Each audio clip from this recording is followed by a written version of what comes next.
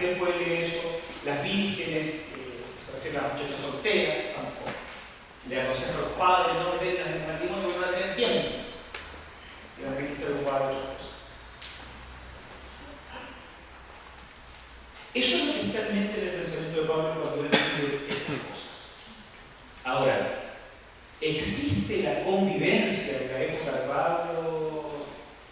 Probablemente exista, pero no tiene ninguna relevancia dentro del pensamiento de Pablo.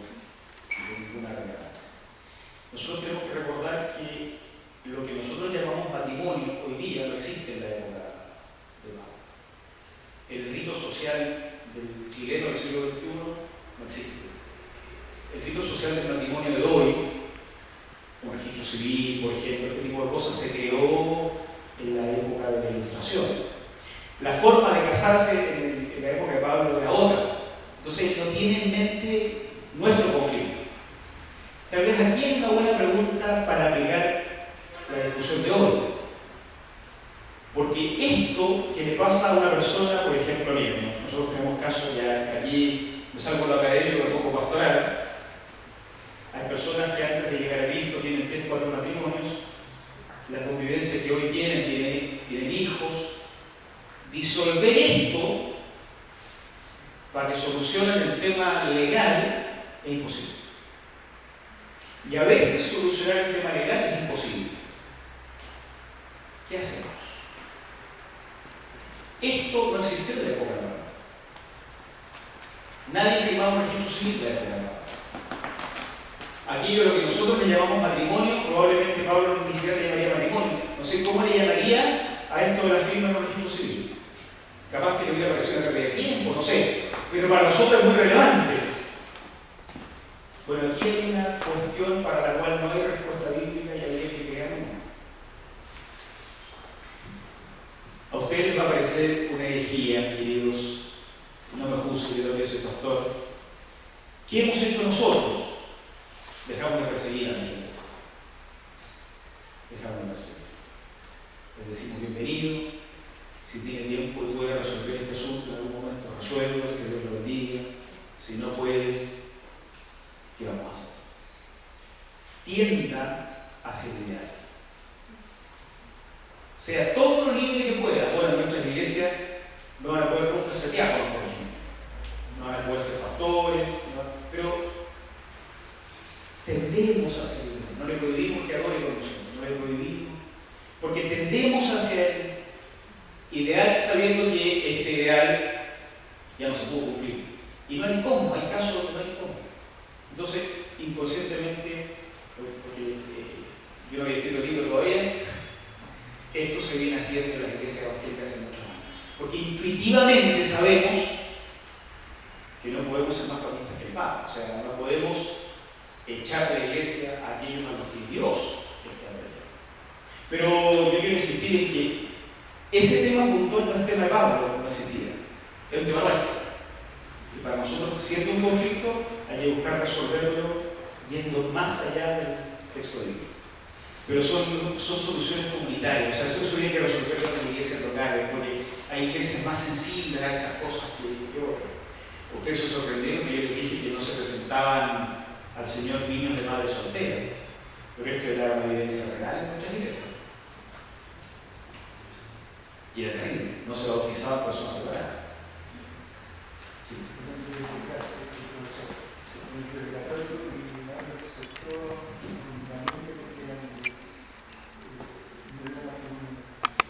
Exacto. No se aceptó.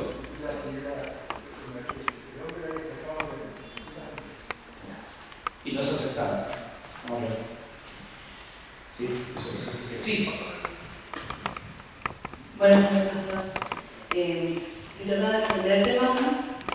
Y lo que quedó claro es que en ese tiempo existía la tradición, porque no existía la Biblia. Entonces se echaba mano de eso, y cuando se agotaba la tradición, Pablo se alejaba de ella y empezaba todo este proceso de alternativas creativas. Eso quiere decir que actualmente nosotros igual podemos aplicar esa misma tónica, mecánica. Bueno, ese es el desafío que a mí mueve a pensar en esto. No solo si acaso se puede, sino si acaso se debe. Esa misma duda que genera mí. Yo tengo la impresión de que no tenemos nosotros la opción de no hacerlo. Estamos obligados a hacerlo. Miren, les pongo un ejemplo. Hoy, yo vengo de una clase, de la mañana tuve clase de introducción a la Biblia, analizábamos un texto. En Deuteronomio y en Levítico se dice lo siguiente: palabra de Dios. Sarcástico solo para provocar una conversación, ¿no? Si un hombre encuentra a una mujer en el campo y la viola, si la mujer es casada, ese hombre tiene que morir. Si la mujer es soltera, ese hombre tiene que pagar lo correspondiente al padre de la muchacha y casarse con ella. Pero tiene un castigo. Nunca va a poder darle carta de divorcio a la mujer. Tremendo castigo. Ridículo, ¿no? Eso está en la Biblia. Nunca fue eliminado ese nombre. Nunca. Tú lees todo el resto de la Biblia y eso nunca fue refutado. ¿Es aplicable o no? Cuando en una iglesia aparece una chiquilla que dice, fui violada, el consejo de la iglesia, ¿qué debería hacer? ¿Debería leer ese texto bíblico? ¿Viste? Crear un camino. Porque aplicar el texto bíblico, voy a decir una brutalidad. Qué lástima que esto esté grabado, pero bueno. ¿Lo cortamos? Ya lo cortamos. Voy a decir una brutalidad. Aplicar el texto bíblico, en ese caso, sería pecado. ¿Se entiende? ¿Se entiende? ¿Se dan cuenta? Lo que pasa es que para el cristianismo el texto bíblico nunca fue como el Corán. Lo que pasa es que en algún momento los evangélicos empezaron a interpretar la Biblia como el Corán. Le tiramos un texto bíblico a cada cosa. Pero eso está bien para los musulmanes. No sé desde cuándo los evangélicos empezaron a hacer eso. Pero esto no era el caso de Pablo. Por eso digo que si uno toma a Pablo como ejemplo, se encuentra con que no cuadra con nosotros. Para Pablo lo que importaba era el conocimiento de la voluntad de Dios, la realidad, y entonces se buscaba en la palabra una respuesta.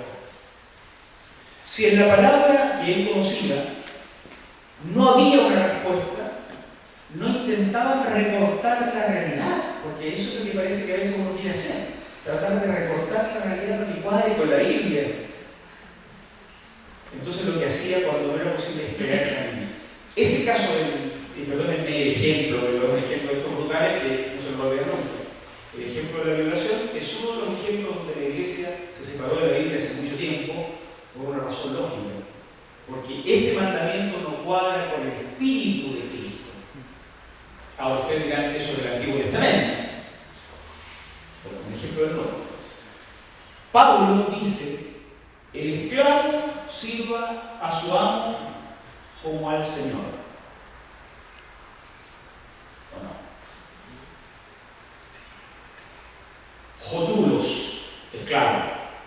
Juperetes, otro concepto para esclavo. Te prometo que si yo veo un esclavo hoy día, no le voy a decir que sirva a su amo como al Señor. Le voy a decir que denuncie a ese tipo, lo agarramos entre todos, lo metemos preso. Y alguien me va a decir, pero la palabra dice que tú tienes que... Pero la interpretación de ese texto, no hay dos interpretaciones, le dice así, sirva a su amo como al Señor, punto. Ese texto refleja un momento cultural y refleja una historia que es diferente a la realidad actual. La pregunta sigue siendo, esa voluntad de Dios que se manifiesta en Cristo, esta realidad que me exige una respuesta, la pregunta es, ¿cómo leo la Biblia en busca de una respuesta? Entonces, Yo termino pensando que no solamente, hermana, podemos hacer lo que hace Pablo. En muchas ocasiones, si queremos ser consecuentes con Cristo, estamos obligados a hacer lo que hace Pablo. Por eso se impone la necesidad de buscar un criterio, porque de lo contrario, cada uno hace lo que se le antoja. Y yo lo que encuentro en este texto de Pablo es que hay un criterio. Hagas lo que hagas, creando caminos alternativos que tiendan a la libertad para servir al Señor. Y no que tiendan a la esclavitud, sino a la libertad para servir al Señor. Ese es un salto siempre riesgoso, pero estamos hablando de cosas riesgosas. Si ser cristiano fuera fácil, sería para todos, ¿no? Sí, acá el pastor.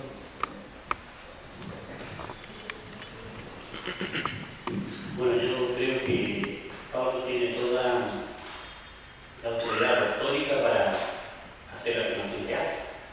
Él tiene la unción del Espíritu Santo y se está refiriendo a situaciones excepcionales. Porque en la Biblia nosotros tenemos cosas que están explícitamente declaradas, están escritas. No hay duda de lo que hay que hacer. Hay otras que son implícitas, hay que traerlas a partir de lo que está explícito, un poquito aquí, trayendo un poquito allá, ¿cierto? Y hay otras que no está la reclama. Y en esos casos también nosotros tendríamos que ir, yo creo que en forma excepcional, y creo que la práctica ministerial nos va a llevar en muchas oportunidades en esas situaciones excepcionales, especiales, a tomar alguna decisión. Y ahí vamos a tener que decir lo mismo que dice Pablo, digo yo, no sé, yo le tomo un caso en Santiago, que casan con un credo. En el andar del tiempo, el varón comienza a mirar a la hermana menor y luego intima con ella y se arranca, se rompe el matrimonio. Tienen 2 hijos y cuando tienen 2 hijos, en esa situación de adulterio, conocen al Señor y llegan a la iglesia. ¿Qué podemos decir? No nos podemos aceptar, no nos podemos recibir. Si Jesucristo dijo: el que viene yo no lo echo fuera. ¿Ya? Y hay algo que me impresionó a mí, la actitud de ese hombre de Dios, cómo él vivió todos los días de su vida arrepentido. Él lloraba, sabía, sentía una constricción como una actitud permanente en su vida. Pero el arrepentimiento estaba, las primeras horas también, pero ¿cómo lo dijo? Eso ya estaba. Entonces, en esa circunstancia, en esa condición, ¿qué podemos hacer? Recibir. Tal vez no vamos a poder tener alguna responsabilidad dentro de la iglesia, pero él quiere trabajar en el Señor, quiere servir, quiere contribuir a extender el reino de Dios, no solamente en lo suyo. Y la verdad que yo creo que en estas situaciones tan excepcionales no tenemos alternativa. Tenemos que pedir a Dios que nos dé la gracia para que, alineados con la palabra de Dios naturalmente, que ese creo que es un requisito sin embargo, poder darle el consejo y poder aceptarlo y poder ministrarlo y poder guiarlo también, conducirlo al camino del Señor. Por lo tanto, yo creo que sí, esas soluciones creativas, de forma excepcional, con mucho temor de Dios, naturalmente, tenemos que nosotros aplicar. Sí, hay. Ahora, efectivamente, ninguna de estas situaciones creativas se toman con mucha tranquilidad. Esto de que la decisión que lo toman y la voluntad del Señor te da paz, en realidad uno toma las decisiones creyendo que es la voluntad de Dios, pero luego que se con temor y con las piernas tiemblan, no estás seguro. Estás metiéndote en lo infinito, siendo tú un ser finito, natural, que se dude, que haya temor, que haya temor. Entonces las comunidades tienen que tomar decisiones muchas veces con mucha valentía y generando el rechazo de otros. Ustedes han leído las cartas de Pablo, frecuentemente se está defendiendo. Hay algunos que no me leen apóstol, pero yo soy apóstol. Pablo Y no se defendía de los judíos. Claro, en Hechos se persiguen los judíos. En las cartas se defiende de otros cristianos, de su época. En el libro de Gálatas se relata un momento en que se pega un round con Pedro, con Bernabé también. O sea, la posibilidad de no tener la misma opinión está. ¿Cómo interpretamos? Claro, el Espíritu nos habla. ¿Cómo interpretamos el Espíritu? ¿Cómo interpretamos los acontecimientos? ¿Cómo interpretamos lo recibido, ya sea la Biblia o la tradición que tenemos? Entonces, hay un montón de cosas sobre las cuales no va a haber ningún consenso y las comunidades locales tienen que tomar caminos. No pasa en todos lados, pero por ejemplo en algunas iglesias la forma de bautismo es la inmersión. Y las iglesias tienen que decidir cómo bautizan a la persona que llega en silla de ruedas. Y tienen que decidir. Y tal vez pueden decidir no bautizarlo. O tal vez lo van a bautizar por aspersión. Y para tomar esa decisión tendrán que leer la historia del cristianismo, tendrán que leer la Biblia, tendrán que leer la tradición, tendrán que leer los textos griegos, tendrán que, después de todo eso, decir, ya, ahora que hemos leído todo eso, igual tenemos que decidir si vamos a crear un camino alternativo o vamos a someternos a esto. Y algunos lo deciden de una forma y otros lo deciden de otra manera. La iglesia, a pesar de que no se ha tematizado, la iglesia viene haciendo esto hace muchos años en muchas cosas. No sé cuántos de los miembros de acá, de las mujeres, usan velo cuando están en la iglesia. Pero la Biblia dice claramente que se pongan velo. Está pecado.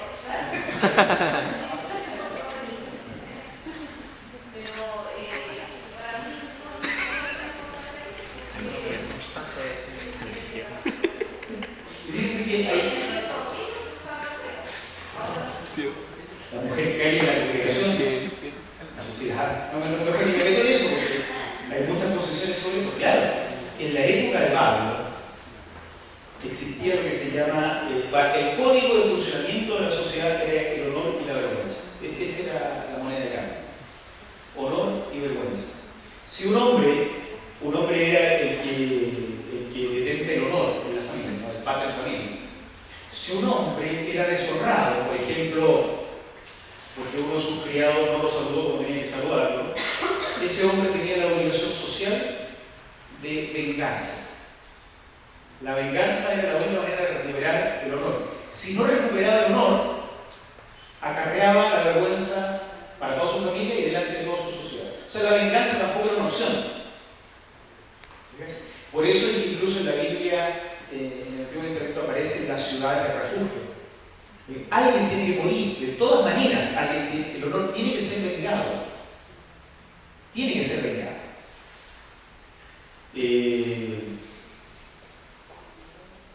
Entonces,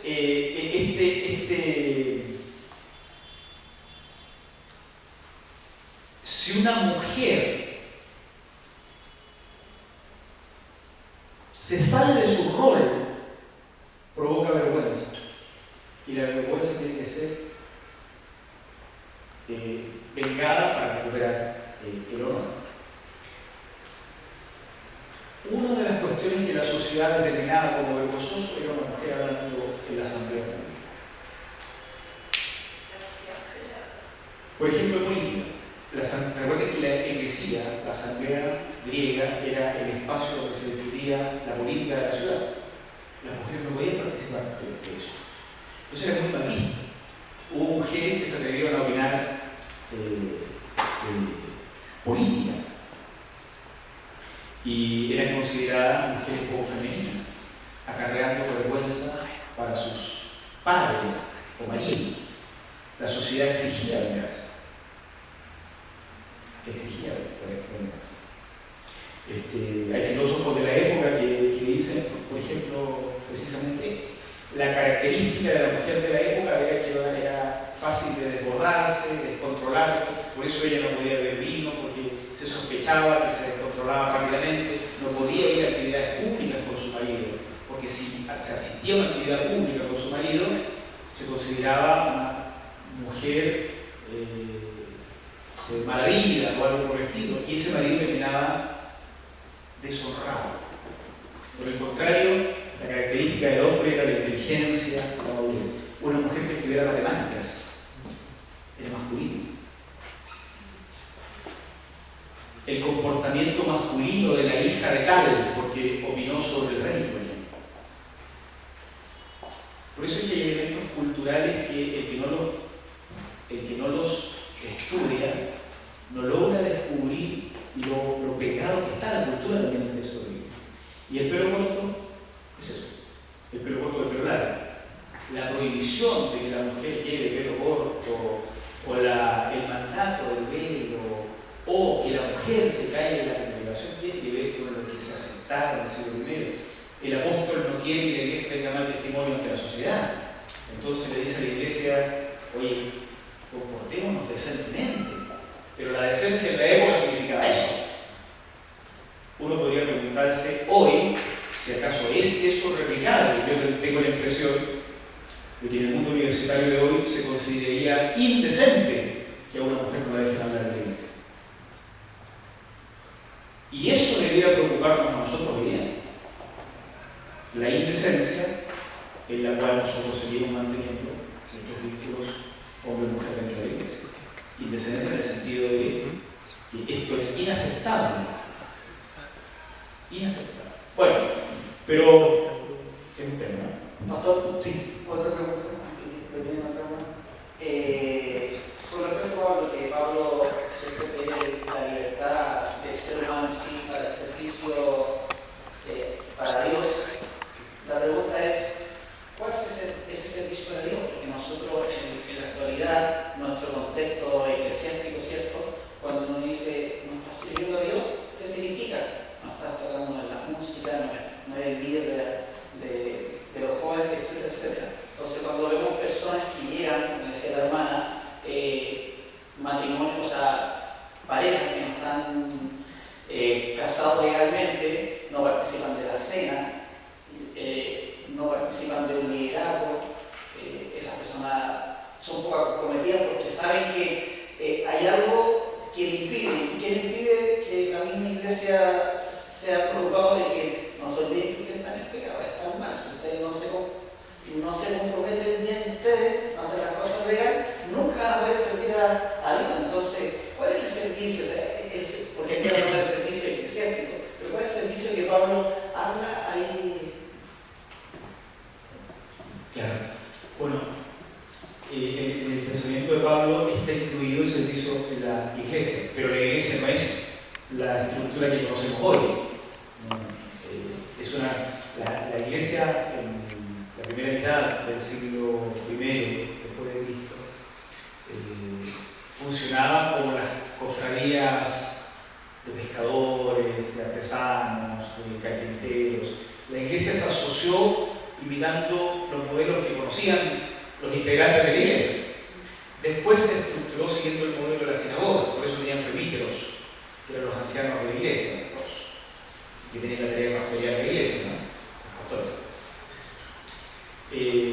Entonces la iglesia era exactamente lo mismo que hoy, por lo tanto el servicio a Dios, claro, no estaba pensado en términos de los, no sé cómo le llaman en sus iglesias, los ministerios. Quiero servir al Señor, bueno, ¿cuál ministerio me puede servir al Señor? La música, la ofrenda, la portería. No, él está pensando en la extensión del reino de Dios, porque finalmente eso es la tarea de la iglesia. Anunciar de todas las formas habidas y por haber que el reino de Dios está entre nosotros. En otras palabras, que un nuevo rey ha bajado a la historia y exige obediencia absoluta. Eso tiene que anunciarse. Para eso se crea la iglesia. Y el servicio de Dios entonces es una cuestión mucho más amplia que lo que son las tareas de la iglesia. Pero también están incluidas las tareas dentro de la iglesia en lo que es el servicio al Señor. Entonces, ahí donde las comunidades locales, las iglesias particulares, tienen que pensar cuáles son sus límites. Este chico lleva un año viniendo a la iglesia, pero no se ha bautizado. ¿Lo dejamos tocar la guitarra? ¿O no lo dejamos? De acá conversiones, iglesia pentecostal, y no ha sido usado por inmersión en esta iglesia alianza o bautista, lo dejamos. ¿Tocar el pandero? ¿Lo dejamos que nos ayude sirviendo la mesa? ¿Ah? Bueno, por ejemplo, los que vienen sin corbata, ¿lo dejamos o no lo dejamos? ¿Exigimos la corbata o dejamos de exigir? Porque hay una tradición que dice que el hombre tiene que usar corbata. Esa tradición nos hace más libres para servir al Señor, nos esclaviza más. Ahora, son preguntas, ¿te fijas? ¿Y qué yo tiene que reflexionarse dentro de la comunidad local, tendiendo hacia lo que entendemos como el ideal de Dios? O sea, la libertad para servir al Señor. Esto que estoy haciendo me hace servir al Señor mejor, impulsa a otros a servir al Señor mejor, o en realidad por esclavizar. Hay una expresión de Jesús que voy a parafrasearla, que dice y habla a los fariseos y a los escribas, a los hipócritas, etc., que recorren mar, cielo, mar y tierra, diríamos nosotros, para hacer un prosélito, y una vez que lo hacen 2 veces más hijos del infierno que antes. Yo tengo la impresión que en nuestra iglesia llegan muchas personas provenientes después de haber recorrido todo Santiago, pasando por la iglesia, de repente recalan. Yo los he visto llegar algunos destruidos, abusados, robados, psicológicamente manipulados, esclavizados en su forma de vestir, en su forma de peinarse, en su forma de pensar. Yo tengo la impresión, cuando los he visto, que estas personas, siendo hijos de Dios, si es que son hijos de Dios, los han convertido en más esclavos que antes. Y esas palabras de Jesús me vienen a la mente siempre. Tengo un terror de que nuestro legalismo a veces hagamos más hijos del diablo que antes a la gente que se acerca buscando la libertad de Jesucristo. Bueno, por eso digo, no confundamos, ¿no? La Biblia es lámpara a nuestros pies para iluminar el camino, pero no es el camino, es la lámpara que ilumina. El camino tenemos que transitarlo nosotros. Siempre, y esto nos ilumina, pero solo eso. Buenas, nuestra pregunta es Carolina. Justamente con lo que estaba usted hablando, mi pregunta es un poco más global. Yo con mi esposo y Daniel tuvimos esta idea del CORE, también a raíz de muchas conversaciones de tardes de nosotros mismos y conocidos que han sufrido decepciones, no del Señor por supuesto, pero sí de la institución. Entonces mi pregunta va que hoy en día, no tiene que ver específicamente con el tema tratado, pero veo que el camino de esta charla fue así. La Iglesia ha alejado más a los cristianos, o el mundo es el que ha alejado más a los cristianos. Esa es mi pregunta, ¿dónde está la crisis? Yo, por ejemplo, trabajo en un colegio donde la gente dice ser 90% de las personas son ateas. El hecho de yo ser cristiana, más profesora, es un tema donde yo trabajo. Y ha sido lucha en muchas cosas, pero también me he sentido más perseguida dentro de la misma institución, donde muchos pasajes de la Biblia son cuarto doctrina, y donde, así como usted plantea, uno vuelve a ser esclavo.